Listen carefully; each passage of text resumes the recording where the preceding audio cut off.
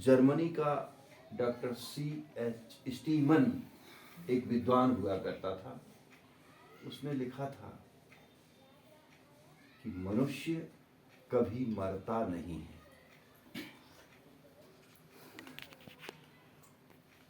बड़ा आश्चर्य हुआ।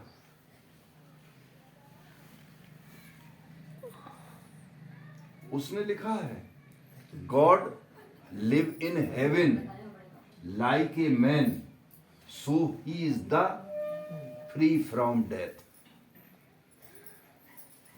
What? Men live on earth like God, so he is the subject of death. ईश्वर स्वर्ग में मनुष्य की तरह रह रहा है, इसलिए उसे कभी मरना नहीं, वो मरता नहीं। और मनुष्य यहां पर पृथ्वी पर भगवान की तरह रह रहा है, इसलिए उसे मृत्यु का विषय बनना पड़ता है।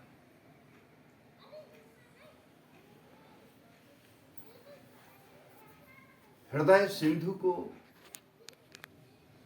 जो छलका दे वह तो सुंदर छवि है, जो समाज की दिशा बदल दे वही शाश्वत कवि है। डॉक्टर लखनलाल खरे जिस साहित्य आकाश के जाज्वल्यमान, देदीप्यमान, दिव्यतम, प्रकाशमान, आलोकित, जिन्होंने कई ग्रंथों का प्रणयन किया, नई गजल आदि जैसी त्रैमासिक पत्रिकाएं, उन्होंने क्या नहीं किया।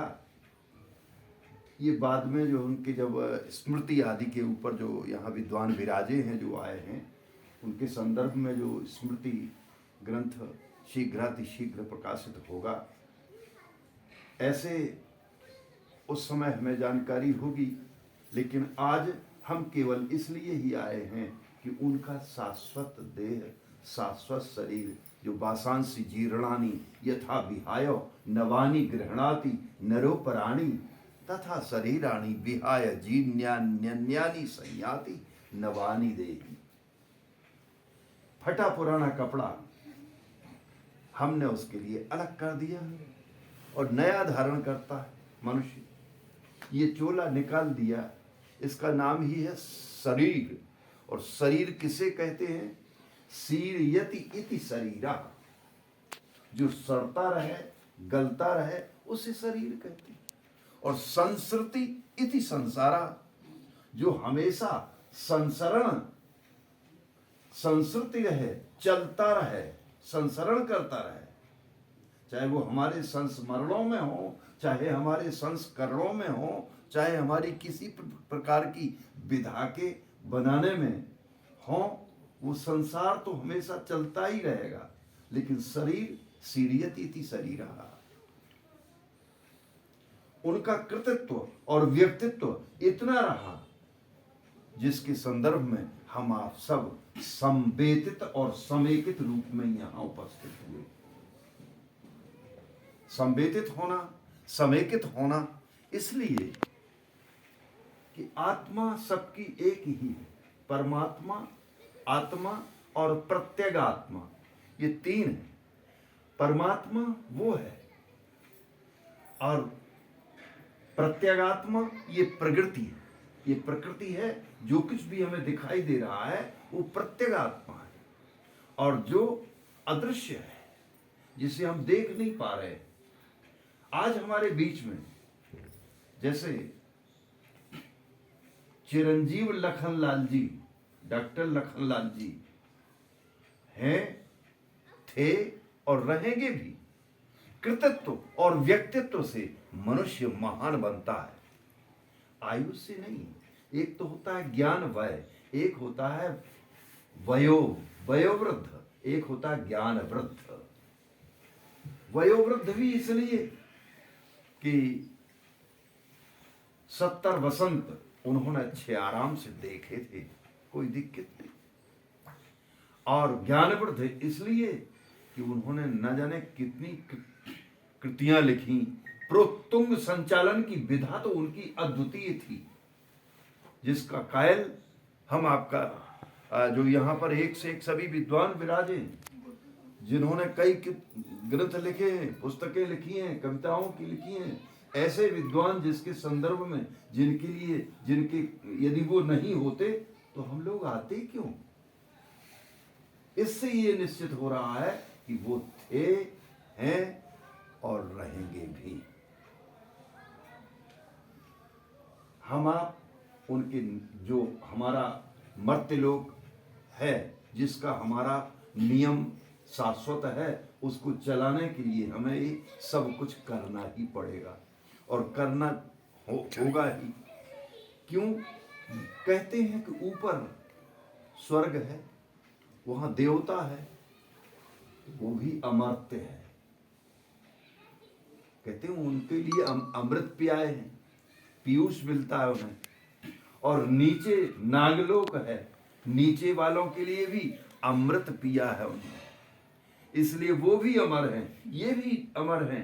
तो एक अमर लोक, एक अवताल लोक, जैसे पाताल लोक भी कहते हैं, तल, अतल, सुतल, तलातल, पाताल, रसातल, इस तक जो है जो पहुंचते हैं, तो एक तल में है, एक अवतल में है, उत्तल में है, और एक भूतल में है। तो ऊपर वाला अमर है, नीचे वाला भी अमर है, और मर्त्य कौन है? केवल हमारा बीच वाला। इसलिए कहा जाता कि हम कभी के किसी बातों में बीच में न पड़ जाएं, अन्यथा बीच वाले की गत बुरी होती है। ये जगत है, जगत में, जगत का नाम आपने देखा होगा, जानते हैं, यहाँ सब लोग पढ़े लिखे विद्वान हैं, बैठे हैं। जगत को जगत क्यों कहते हैं? जगत वो अपने में शिक्षा दे रहा है, जग कर रह तो रह। यदि अंत काट कर अलग देखें तो क्या बन जाएगा? जग। जाग करके रहे, सोता हुआ नहीं रहे, जागरूक बन करके रहे, जागरूक बन करके रह, तब तो तुम्हारा जगत में रहना सार्थक है। और यदि मध्य का शब्द काटते हैं तो क्या बनेगा? जत। यत्न पूर्वक रहो, जत से रहो, जुगत से रहो। यदि यत्न पूर्वक आप कार्य नहीं करें, वे तरतीब से कोई कार्य कर पाएंगे तो आप विनष्ट हो जाएंगे। जत। और यदि पहला अक्षर कटेगा तो क्या बनेगा? गत। हमारी गति सुगति हो, कुगति न हो, दुर्गति न हो, इसके लिए जो शास्त्र कहता है उस शास्त्र का अनुपालन भी हमें करना है। आज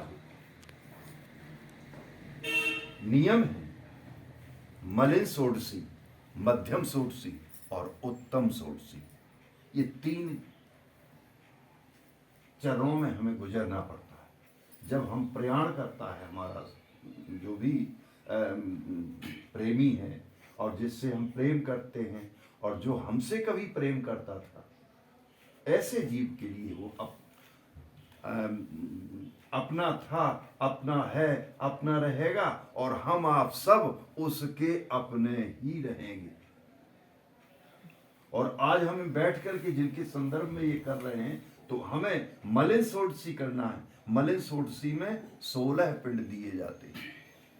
जब घर से बाहर निकलता है, मुंह में, नाभि में, बाहर, ये सारे के सारे। और जब मलिन षोडशी हो जाती है 10 दिन में, तो 10 पिंड बनते हैं, 10 गात्र कहलाता वो। जो अभी आप सुन रहे हैं बराबर, ये गरुड़ पुराण, गरुड़ पुराण जानते हैं? गरुड़ पुराण बहुत बड़ा ग्रंथ है। उसमें 19,000 श्लोक है। कितने श्लोक हैं? 19,000 श्लोक। और उसमें ऐसी कोई भी विधा नहीं है जो इसमें ना हो।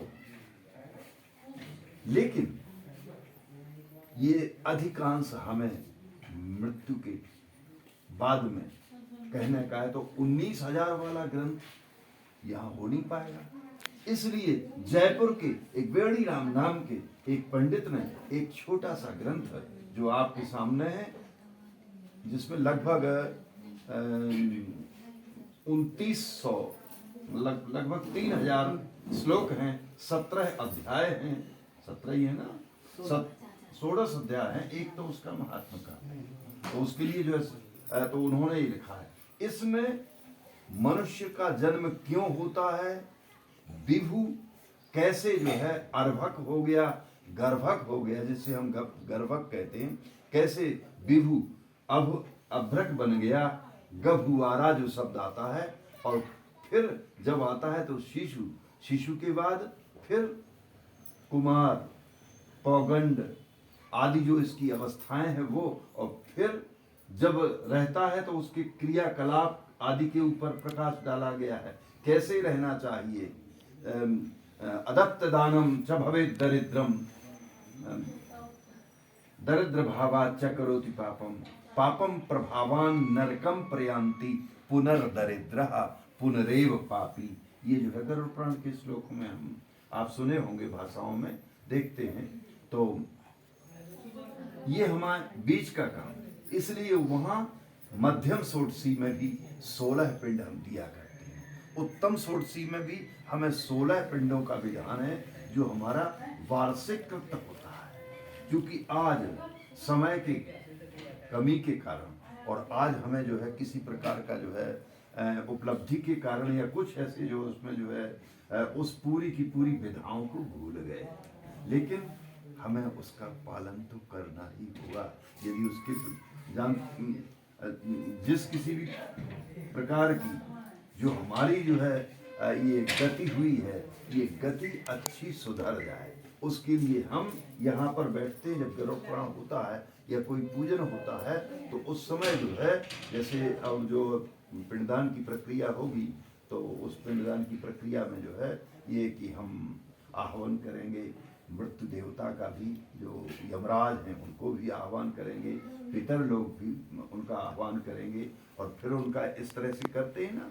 तो ये हम इसलिए करते हैं कि हमारी गति भी सुधर जाए, और ये हमारा दायित्व है। मतलब जो भी उनके अवशेष हैं, जो भी हम उनका उत्तराधिकार जिसे कहें जिनके पास है, वो उनके लिए कैसे जो है इन्हें संभालते हैं, तो ये दायित्व भी उनका है। उन्होंने अपना दायित्व निर्वाह करने से इनकार कर दिया। अब हम लोगों का भी दायित्व है कि उनका जो जिनके ऊपर प्रेम था, जो उनका सबसे ज्यादा प्रेमी था, तो वो एक आधा अंश हमारे पास से चला गया, या जो हमारा अदृश्य हो गया, आधा अंश हमारे साथ है।